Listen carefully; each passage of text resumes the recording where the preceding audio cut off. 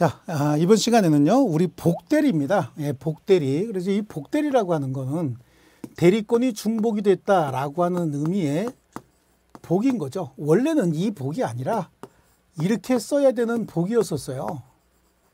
그래서 중복이 됐다 또는 복사한다라고 하는 의미의 복이다라고 해서 두 개의 대리권이 있다 그런 뜻인데요. 갑이 있고요. 상대방 병이 있는데 갑이 을에게 야, 나 대신 병과 좀 법률행위 좀 해라 라고 해서 대리권이 수여가 돼서 대리인이 있는데 이 대리인이 또다시 다른 대리인을 선임을 하는 겁니다. 그럼 이제 편의상 이렇게 얘를 정이라고 하고요. 여기를 병이라고 하면 조금 더 이제 순서 정하기가 좀 쉽겠죠. 그래서 이렇게 병을 다시 선임을 하는데 이 선임을 할 때 을이 자신의 이름으로 병을 선임하는 거죠. 그런데 을이 해야 되는 일은 지 개인적인 일도 있고 갑을 위해서 해야 되는 일도 있는데 지 개인적인 일을 맡긴 게 아니라 갑을 위해서 해야 되는 일을 얘한테 맡긴 거예요. 그러니까 을도 대리인 자격을 그대로 유지하고 있지만 을의 선임에 의해서 병도 대리인 자격을 갖게 됩니다. 그래서 을과 병의 대리권이 중복이 됐다라고 하는 의미의 복대리고 이거는 다시 대리권이 수여됐다라고 하는 의미의 복대리인데 원래 옛날 법전에는 이렇게 돼 있었어요. 근데 이게 한글로 바뀌었다가 다시 뭐 한자로 바뀌고 이러는 과정에서 요즘엔 거의 다 이렇게 쓰는데 사실은 이거였었습니다. 제가 처음에 대학교 1학년 때 공부할 때는 이 복이었었습니다. 자, 이때 을이 대리인이 복대리인을 선임할 수 있는 권한을 복임권이다 이렇게 얘기를 해요. 복대리인을 선임할 수 있는 권한, 이걸 복임권이다라고 얘기를 하죠. 자, 그러면 이렇게 을이 복대리인을 선임을 할 때는 자신의 이름으로 선임을 합니다. 자신의 이름만 사용하면 된다. 혹시 을이 제3자 정과 법률행위 할 때는 현명을 해야 되잖아요. 여기에 가서 을이 법률행위 할 때는 현명을 해서 갑의 대리인 을이 왔습니다라고 표시해야 되는데 복대리인을 선임을 할 때는 을 자신의 이름만 쓰면 되는 거지 이 현명을 할 필요가 없어요. 그럼 현명할 필요가 없다는 얘기는 이 행위는 대리행위가 아니란 얘기죠. 대리행위는 반드시 현명을 해야 되는데 이건 대리행위가 아니면 그럼 뭐냐는 얘기죠. 즉 을이 병에게 나하고 유사한 대리권을 네가 행사해라 라고 하는 수권행위인 거죠. 대리권을 수요하는 수권행위라고 볼 수 있다라고 하는 겁니다. 그래서 복임행위 또는 수권행위인데 그러면 이 복임권은 이 대리인이 무조건 복임권을 행사할 수 있느냐라고 하는데 복대리인을 선임할 수 있는 이 복임권은 을이 임의 대리인인 경우와 법정 대리인인 경우에 그 복임권의 범위가 조금 달라요. 임의 대리인인 경우에는 원칙적으로 복대리인 선임할 수 없습니다. 원칙적으로 임의 대리인이란 얘기는 갑이 병 또는 정하고 법률행위 할 때 가장 잘 업무 처리해서 자기에게 이익이 생길 것이다 라고 믿은 자가 을이기 때문에 을이 그 신뢰를 깨뜨리고 몰래 슬그머니 병을 다시 선임할 수는 없는 겁니다. 그래서 원칙적으로는 금지가 되는데 예외적으로 가능한 겁니다. 예외적으로 가능한데 어떤 경우냐라고 해서 본인의 승낙이 있었다는 거죠. 본인의 승낙이 있었거나 아니면 부득이한 사유가 있었다라고 하는 거죠. 부득이한 사유, 다 써야 되겠네요. 부득이한 사유 등이 있을 때 이때는 예외적으로 복대리인 선임할 수 있다. 여기서 본인의 승낙이다라고 하는 건 명시적으로 해야 되느냐? 아니란 얘기죠. 본인의 승낙은 분류식 행위예요. 그래서 명시적으로 승낙할 수도 있고 묵시적으로도 가능하다라고 얘기를 합니다. 명시, 묵시 다 가능한데 명시적으로는 복대리인 선임해도 좋아. 예를 들어서 을이 일이 바빠서 복대리인 하나 선임해야 되겠습니다 라고 했더니 갑이 그래 선임해도 좋다 라고 얘기했으면 그 명시적인 복대리인 선임에 관한 승낙이겠지만 그럼 묵시적인 승낙은 뭐냐? 구체적으로 얘기하지 않았지만 묵시적인 승낙도 가능하다. 그럼 묵시적인 승낙을 어떻게 할 것이냐라고 하는데 이 업무는 사무처리의 주체가 그다지 중요치 않은 업무다 이런 얘기를 하죠. 말은 좀 어려운데 누가 업무를 처리하든 을이 업무를 처리하든 병이 업무를 처리하든 다른 사람이 업무를 처리하든 결과가 똑같이 나오는 경우를 사무처리의 주체가 그다지 중요치 않은 법률행위다 이렇게 얘기하거든요. 이 법률행위 위임하면서 야 복대리인 선임하지 말고 네가 꼭 직접 해라고 했으면 복대리 금지의 의사표시가 있었던 거예요. 그런데 그런 복대리 금지의 의사표시가 없었다는 얘기죠. 다시 한번 정리하면 사무처리의 주체가 그다지 중요치 않은 법률행위를 위임하면서 복대리 금지의 명시적인 의사표시가 없었다면 그 행위에 대해서 복대리인 선임에 관해서 묵시적인 승낙이 있었던 것으로 본다라고 하는 거예요. 또 부득이한 사유가 있었다라고 하면 이 부득이한 사유는 요즘 같은 때죠. 요즘 같은 때 대리인이 그 무슨 뭐 요즘에 전염병 돌고 있잖아요. 이 전염병에 걸렸던 사람과 같은 식당에 있었다. 그래서 갑자기 14일간 자가격리가 되더라. 그래서 외부에 나갈 수 없다. 이런 경우죠. 그래서 다 법률행위 직접 하지 않으면 손해가 생길 염려가 있으면 복대리인 선임할 수 있다는 얘기죠. 그러면 선임하면 어떤 사람을 선임해야 될까요? 라고 하는데요. 당연히 똑똑한 사람 선임해야 되겠죠. 선임 감독상의 책임은 지는 거예요. 선임 감독상의 책임. 그래서 똑똑치 않은 사람 선임했고 감독을 잘못해서 손해가 생겼다. 그러면서 그에 대해서는 책임을 져야 되는데 다만 이 책임이 일부 감경이 되는 경우가 있습니다. 이 책임이 감경되는 경우는 혹시 본인이 지명을 해버렸다는 거죠. 복대리인이 필요합니다 라고 하면 복대리인에 대해서 네가 알아서 선임해라 라고 하는 게 아니라 본인이 복대리인을 콕 찍어서 지명을 했다. 이런 경우죠. 그럼 본인이 얘를 복대리인으로 써라 라고 지명을 했으니까 대리인은 걔를 쓸 수밖에 없었다는 얘기죠. 자, 이 경우에는 본인이 지명했을 때는 선임 감독이 아니라 부, 불, 통, 해 책임만 진다라고 얘기를 하죠. 부불, 통, 해 책임만 진다. 이거는 제가 암기 목적상 그냥 만들어 놓은 얘기예요. 이런 경우에 본인이 지명한 자가 복대리인으로 선임이 됐는데 부적임자였다. 아니면 불성실한 자였다라고 한다면 본인에게 그 사실을 통지하거나 해임을 해야 되는데 부적임자, 불성실하다. 그래서 손해가 생길 것 뻔히 알면서도 본인에게 통지하지 않았거나 해임하지 않아서 생긴 손해가 있다. 그럼 그것만 책임진다라고 해서 책임이 조금 경감이 되는 거고요.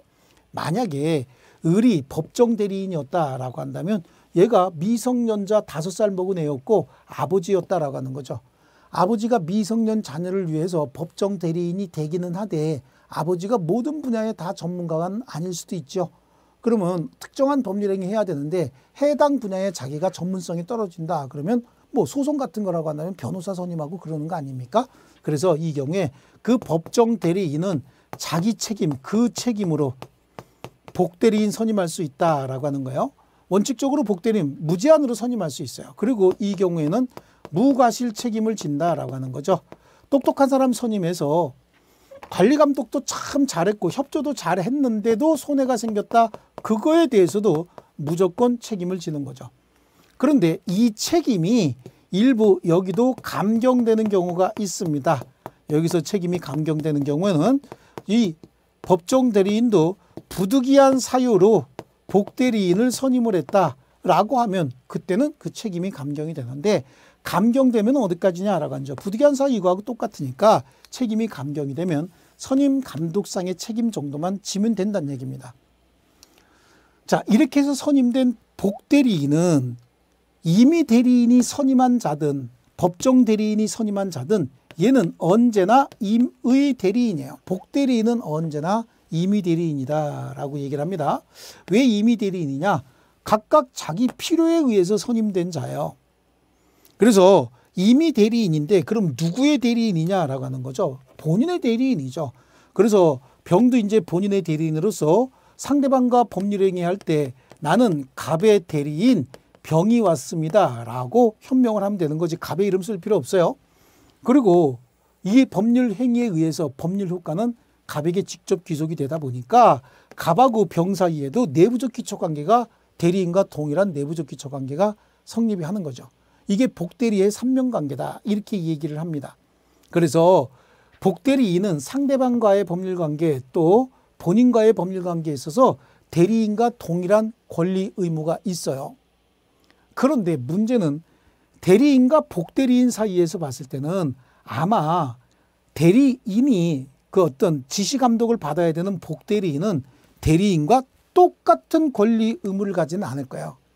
제3자라든지 또는 본인과의 법률 관계에 있어서는 대리인과 동일한 권리 의무가 있겠지만 대리인의 지시 감독을 받아야 되는 병은 대리인과의 관계에 있어서는 완전히 똑같지는 않을 겁니다. 그래서 대리인의 지시 감독을 받아야 된다. 그럼 대리인 대리권이 더 클 거예요, 아마. 자, 이때 병이 또다시 복대리인 선임할 수 있느냐라고 하는데 얘 이미 대리인이니까 이미 대리인과 동일한 조건으로 복대리인 선임하는 건 가능하죠. 자, 그 다음에 이제 나오는 게 뭡니까? 복대리권의 소멸이죠. 복대리권은 언제 소멸하느냐라고 하는 거죠. 복대리권의 소멸은 임의 대리권의 소멸하고 똑같죠. 우리 앞에서 대리권의 소멸 사유에 사, 성, 파, 사, 원, 수 이랬죠. 이거 임의 대리니까 임의 대리권의 소멸 사유잖아. 이게 공통된 소멸 사유요. 여기까지가 공통된 소멸 사유, 임의 대리 특유의 소멸 사유. 여기서 대리권의 일반적 소멸 사유다라고 하는 건 법정 대리뿐만 아니라 임의 대리의 소멸 사유고 이게 임의 대리의 소멸 사유니까 임의 대리권의 소멸 사유는 이거 다 들어가는 거 아닙니까? 자, 여기에 하나가 더 들어가죠. 대리인의 대리권이 소멸했다는 거죠. 복대리인은 대리인의 선임 감독을 받고 대리인의 대리권에 부종하기 때문에 이렇게 대리권이 소멸 사유다 그런 얘기는 복대리권의 소멸 사유죠. 이거는 복대리인이 사망을 했다든지 복대리인에 대한 성년 의견 개시가 있었다든지 복대리인이 파산했다든지 자 본인이 사망한 경우에 그다음에 이거는 원인된 법률 관계는 대리인과 복대리인 사이의 고용관계 이런 거고요.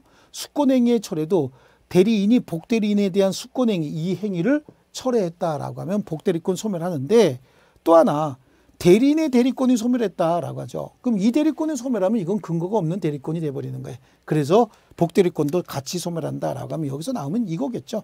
네, 요거. 자, 그래서 요거를 기반으로 해서 우리 기본서로 가겠습니다. 그래서 기본서에 거기 표시 여러 가지 이렇게 나와 있는데 그 부분 뭐 이거 설명하고 크게 다르지 않을 겁니다. 그런데 그냥 저는 설명하는 방식이 이런 방식이니까 이런 방식으로 우리 노트에다가 하나 적어 주시고요. 복대리도 이거 그림 한 판으로 다 끝납니다. 예. 자, 그래서 우리 134페이지 보면은요. 그 법적 성질 그래요. 복대리인도 대리인이죠. 자, 요거 우리 잠깐 정지해 놨다가 요거 그려 놓고 요거 옆에다 펼쳐 놓고 기본서 강의 계속 시작하겠습니다.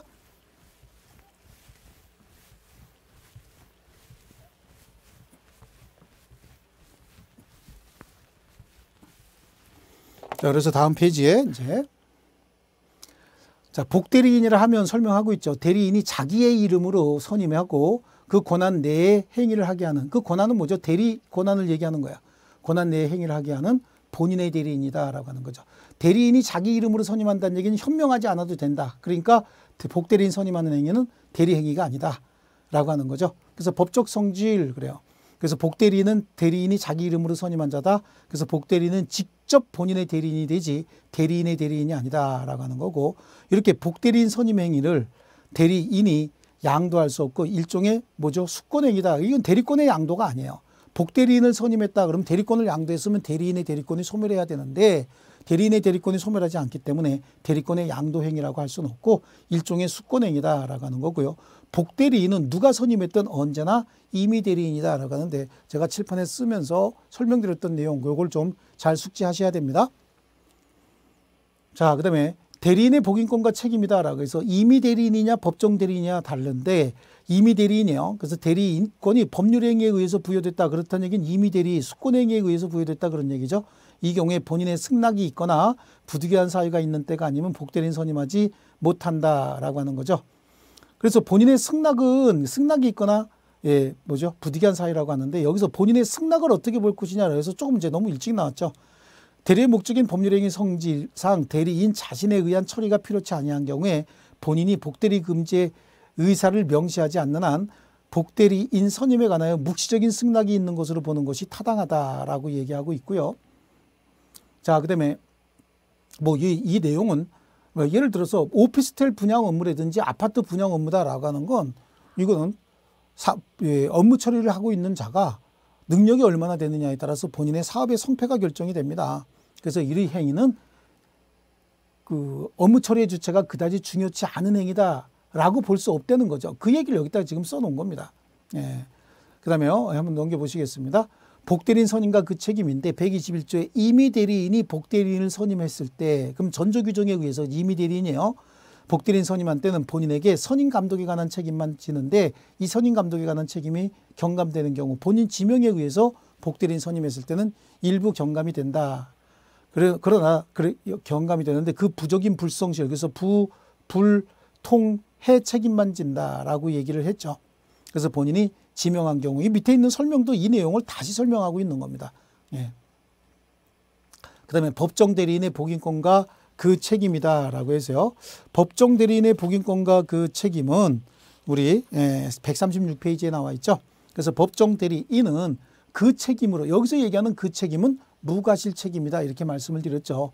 그 책임으로 복대리인 선임할 수 있다. 그러나 부득이한 사유로 인한 때는 전조 1항에 정한 책임만 진다. 전조 1항에 정한 책임이 뭐예요? 전조는 앞조문 얘기하는 거죠. 121조, 그 다음에 122조, 후조는 123조가 되겠는데 후조 이렇게 나오지 않습니다. 전조, 전항 뭐 이렇게 얘기하죠. 그래서 한 조문에 법조항이 3개 있으면 전항, 그럼 바로 앞에 있는 조항. 제3항에서 전항, 그러면 제2항을 얘기하는 거고, 여기는 전조, 그러면 121조 얘기하는 거예요. 그럼 그 책임은 뭐냐는 얘기죠.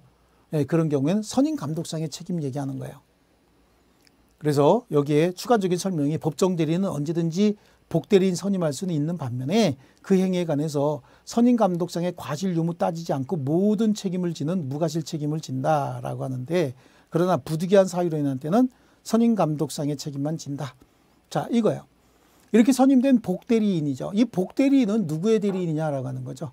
그래서 복대리인은 그 권한 내에서 본인을 대리한다. 그러니까 현명할 때 제가 그림 그려드렸던 거, 우리 도해해드렸던 거 그대로 보셔야 됩니다. 현명할 때 갑의 대리인 병이 왔습니다 라고 직접 현명했었잖아요. 그리고 복대리인은 본인이나 제3자에 대하여, 여기서 제3자는 상대방 얘기하는 거거든요. 대리인과 동일한 권리 의무가 있다라고 하는 거예요. 그래서 복대리인과 대리인 사이의 관계를 한번 보시면 복대리인은 대리인에 의해서 선임된 자예요. 그래서 복대리권은 대리권의 기초에서 생긴 거죠. 그래서 대리인의 대리권보다 복대리권이 넓을 수는 없습니다. 그리고 대리인의 대리권을 소멸하면 복대리권도 소멸한다라고 해서요. 우리 시험에는 복대리권은 대리권에 부종한다 이런 얘기가 나와요. 대리권에 부종한다는 얘기는 대리권이 살아 있어야 복대리권도 살아 있는 것이고, 대리권이 소멸하면 복대리권도 같이 소멸한다. 자, 그렇습니다. 그 다음에 복대리인과 상대방 사이의 관계에 있어서 복대리인은 본인의 대리입니다. 상대방에 대해서도 대리인과 동일한 권리 의무가 있다라고 하는 거고요.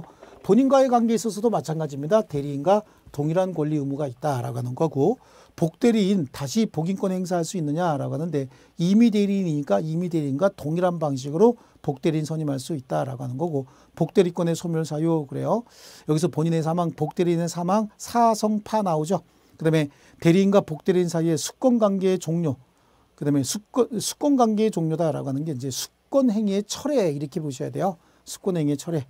대리인의 대리권 소멸이다라고 하는데, 수권관계 종료하고 원인된 법률관계 종료가 지금 빠져 있죠. 여기서 원인된 법률관계 종료, 여기 이제 같이 수권관계 소멸이다라고 하는데, 이거는 원인된 법률관계 종료, 수권행위의 철회 이렇게 정리하시는 게 좋습니다. 네, 그래서 구체적으로 정리해 놓는 게 좋습니다. 자, 그 다음에 이제 다음에 보니까요. 뭐 임의대리에 관한 설명 지금 문제가 나오고 있죠. 예, 나오고 있고, 이제 무권대리죠. 무권대리는 대리권 없는 자가 대리행위한 걸 무권대리다 이렇게 얘기를 합니다. 지금까지 복대리까지는 우리가 뭘 공부한 거냐면 대리권 있는 자, 즉 유권대리를 공부한 겁니다. 그럼 무권대리는 그래요. 무권대리는 대리인이라고 하는 자가 대리행위를 했다는 얘기죠. 그러니까 그 대리행위 할 때 대리행위의 모든 요건, 대리행위에 필요한 여러 가지 요건은 갖추고 있으나 대리행위 할 당시에 대리권이 없는 경우를 얘기한다라고 해서, 무권대리는 자, 본인이 갑이고 상대방이 병인데 대리인이라고 하는 자가 나는 갑의 대리인 을입니다 라고 해서 대리행위를 하기는 했어요. 이 대리행위는 뭐가 있을까요? 그 대리행위는 계약 아니면 단독행위겠죠. 얘가 한 대리행위는 아니면 계약 아니면 아마 단독행위가 될 겁니다. 계약 아니면 단독행위 했을 때 이 계약 아니면 단독행위 할 이 당시에 얘한테 대리권이 없었다는 얘기죠.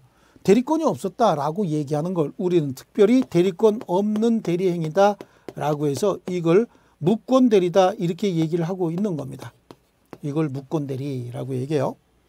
근데 여러분 합리적으로 한번 판단해 보세요. 대리권도 없는 자가 대리인으로 법률행위, 그래요. 뭐 그렇게 할 수 있다라고 하는데, 그럼 상대방은 자기 스스로가 갑의 물건을 살라고 지금 준비를 하면서 갑이 안 오고 을이 와서 대리인이라고 얘기를 하는데 대리권이 있는지 여부를 면밀히 살펴보지 않았다? 이거는 굉장히 드문 일이죠. 거의 없는 일이에요. 그러다 보니까 상대방이 이자가 대리권도 없는데 대리인이라고 믿었다. 그 왜 그렇게 믿을 수밖에 없었느냐? 그 믿을 수밖에 없었던 이유가 본인이 얘가 마치 대리인인 것처럼 착각하도록 원인을 제공하는 바람에 상대방이 믿을 수밖에 없었다라고 하는 거 하나 하고, 아니면 이 사람이 좀 띨띨하고 세상을 잘 모르는 바람에 대리권이 없지만 대리인이라고 그냥 믿고 그냥 상대방 말만 믿고 법률행위했다. 이렇게 둘로 나눠서 요 두 개도 무권대리 자체를 표현대리하고 협의의 무권대리 이렇게 나누어집니다. 협의의 무권대리다라고 하는 것과 표현대리를 나누는 이유는 무권대리 전체적인 범위가 이만큼 들어가 있다라고 한다면 이게 무권대리다라고 하면 이게 무권이에요. 대리권 없는 자가 대리행위한 걸 그냥 무권대리라고 얘기하지 않습니까? 이걸 무권대리다라고 한다면 그 중에서 표현대리가 일부가 있고 전체 무권대리에서 표현대리 빼고 나니까 좁은 의미의 무권대리만 남았다라고 해서 협의의 무권대리 이렇게 나눠요. 이 표현대리라고 하는 거 요거는 대리권이 없는 자가 마치 대리권이 있는 것처럼 행동을 했고 그렇게 행동하는데 본인이 원인을 제공했다라고 해서 그 본인 갑이 원인을 제공하고 있는 유형에 따라서 125조 대리권 수요 표시에 의한 표현대리, 그 다음에 126조 권한을 넘은 표현대리, 그 다음에 129조 대리권 소멸 후의 표현대리다라고 얘기를 하고요. 이거는 본인이 원인을 제공하고 있는 유형에 따라서 이렇게 정리해 놓은 겁니다. 그러면 본인이 원인을 제공하지 않았는데도 대리인이라고 상대방이 믿고 법률행위했다. 이건 그냥 협의의 무권대리로서 그럼 할 수 있는 법률행위는 뭐냐? 계약 아니면 단독행위다라고 하는 겁니다. 그래서 이거는 그냥 이렇게 끝내는 거죠. 그래서 전체적인 무권대리는 표현대리와 협의의 무권대리. 그러면 표현대리는 본인이 원인을 제공한 것이고 여기는 본인이 원인도 제공하지 않았는데 대리권이 없는 자하고 법률행위를 한 것이다 라고 하는데요. 중요한 거 요거 전체적인 효과입니다. 대리권 수요 표시에 의한 표현대리다, 권한을 넘은 표현대리다, 대리권 소멸 후의 표현대리다 라고 하는 거 요거는 뒤에 가면 뭐 자동적으로 알게 되지만 시험에 나오는 거는 여기에 적용되는 공통적인 효과, 공통적인 효과라고 물어보지 않아요. 125조에 이런 게 적용되느냐 안 되느냐라고 하는데 어디나 다 적용되는 거기 때문에 굉장히 중요한 거죠. 그래서 표현대리는 상대방만을 보호하기 위한 제도다라고 하는 거죠. 상대방만을 보호하기 위한 제도다. 그러니까 상대방만이 표현대리를 주장할 수 있다. 상대방만을 보호하기 위한 제도다라고 하는 말의 의미는 여기 대리권이 없는 자가 대리행위를 했고 거기에 본인이 원인을 제공했고 상대방은 선의 무과실로서 믿을 수밖에 없었다. 그럼 상대방이 보호가 돼야 되죠. 그러니까 상대방만이 표현대리를 주장할 수 있고 법원에서 상대방이 주장하지 않으면 법원에서 직권으로 판단할 수도 없다는 얘기예요. 이게 표현대리죠. 그 다음에 또 표현대리가 성립했다. 상대방이 주장을 해서 표현대리가 성립했다라고 하면 이 표현대리는 본인이 원인을 제공한 거기 때문에 본인이 전적으로 책임을 져야 된다라고 하는 거죠. 전적으로 책임져야지 상대방에게 과실이 일부 있다라고 해서 과실상계를 주장할 수는 없는 것이고요. 표현 대리가 성립했다. 그러면 이것도 일종의 무권 대리잖아요. 표현 대리를 주장하려면 무권 대리를 먼저 입증해야 되는데 조금 약간 부족한 변호사가 표현 대리나 유권 대리나 본인이 책임지는 건 똑같은 거 아닙니까? 라고 해서 유권 대리를 주장을 했는데 표현 대리는 무권 대리이기 때문에 유권 대리에 관한 주장 속에 표현 대리에 관한 주장이 포함되어 있다고 볼 수는 없다는 얘기예요. 왜냐하면 포함되어 있다고 볼 수는 없다. 왜냐하면 표현 대리는 무권 대리이기 때문에 그런 거죠. 자, 그리고 표현 대리가 성립하게 되면 상대방은 표현 대리를 주장하거나 아니면 협의의 무권 대리를 주장해야 되는데 그렇게 표현 대리를 주장하거나 협의의 무권 대리를 주장하지 않고 대리인에게 네가 책임져라 이렇게 얘기할 수 없다라고 하는데 그거는 우리 책을 보고 설명을 좀 드려야 되는 부분이 있습니다. 그래서 여기에 요 내용은 굉장히 중요한 부분이고 요 표는 그려놓으셨다가 우리 다음 시간에 무권 대리 구체적으로 할 때 그때 펼쳐놓고 보셔야 됩니다. 이건 굉장히 중요한 부분입니다. 자, 다음 시간에 계속하겠습니다. 수고하셨습니다.